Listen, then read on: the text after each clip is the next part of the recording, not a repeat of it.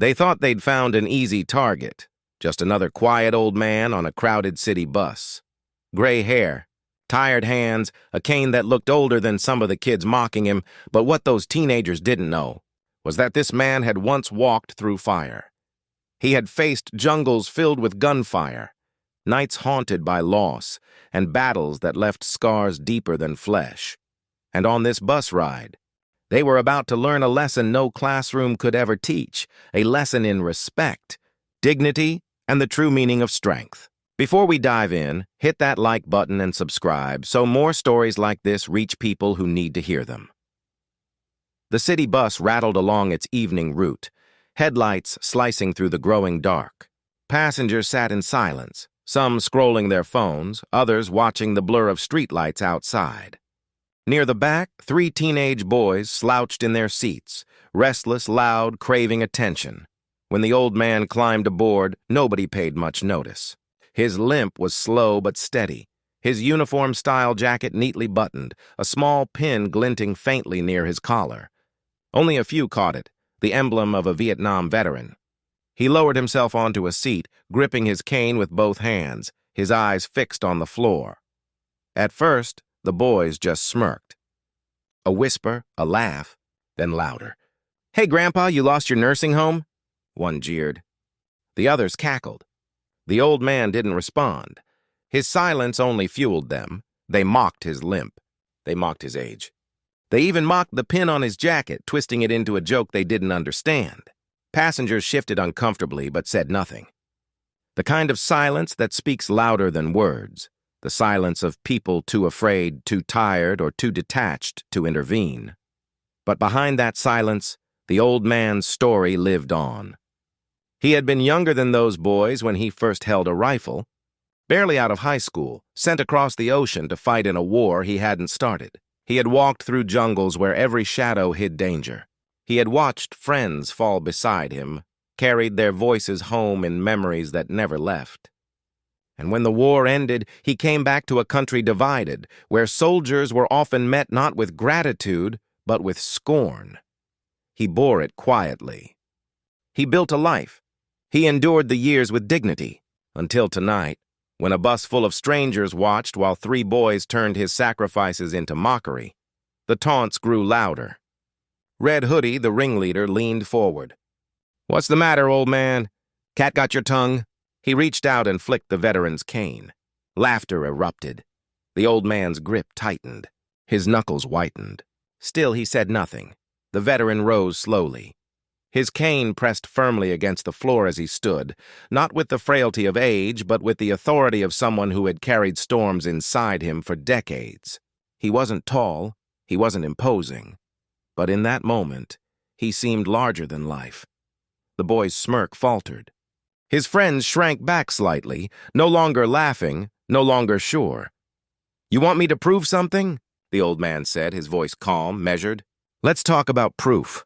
He tapped the cane once, a sharp crack against the floor that echoed through the bus. "Do you see this?" he asked, lifting it slightly. "This isn't just wood.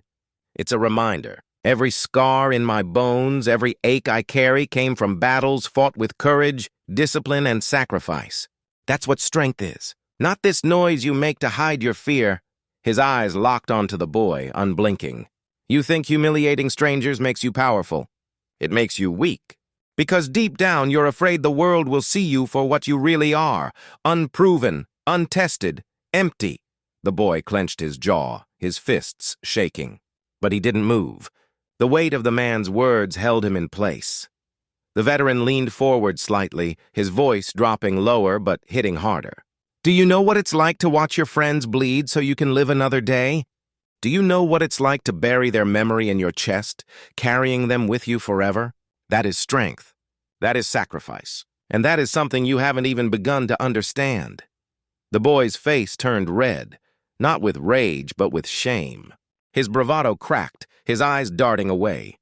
Behind him, his friends looked down at the floor, their earlier confidence gone. The veteran straightened, his voice firm. "Now, take your seat, or get off this bus." For the first time, Red Hoodie had nothing to say. The bus exhaled as though it had been holding its breath. Passengers exchanged glances, some filled with admiration, others with guilt for having stayed silent. The veteran lowered himself back into his seat, his cane steady once more.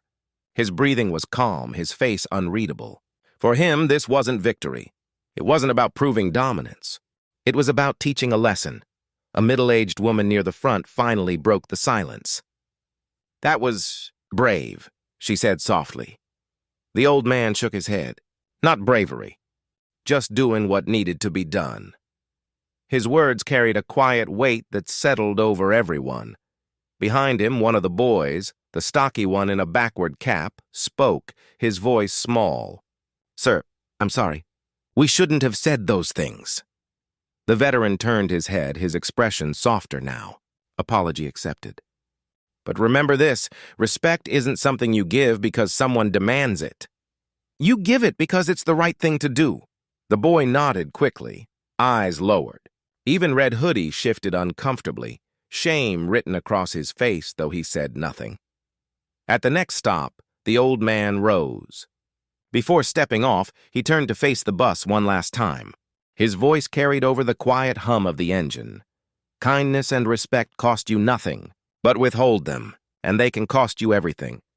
With that, he stepped into the night, leaving behind a silence heavier than words. The passengers rode on, each lost in thought. For some, it was guilt for their silence. For others, it was admiration for the strength they had witnessed. For the boys, it was the first time their laughter had ended in reflection instead of fun. And for all who were there, it was a reminder: every stranger carries battles we'll never see. Dignity is earned not by loudness or bravado, but by the weight of a life lived with courage. So ask yourself, when you look at the people around you, do you see just a face in the crowd? Or do you honor the journey, the scars, the sacrifices you'll never know? Because respect is never wasted. If you've experienced or witnessed the same, share your story in the comments. I might even make a video about it to raise awareness and justice. And don't forget to like, subscribe, and share this video so together we can spread the message further.